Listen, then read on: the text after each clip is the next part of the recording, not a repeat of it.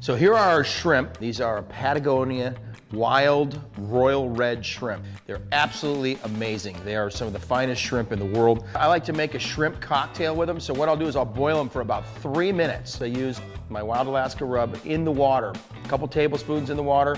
So a super easy way to make a cocktail sauce is a little bit of ketchup and a little bit of horseradish. Mix it up like that. A little bit of Worcestershire.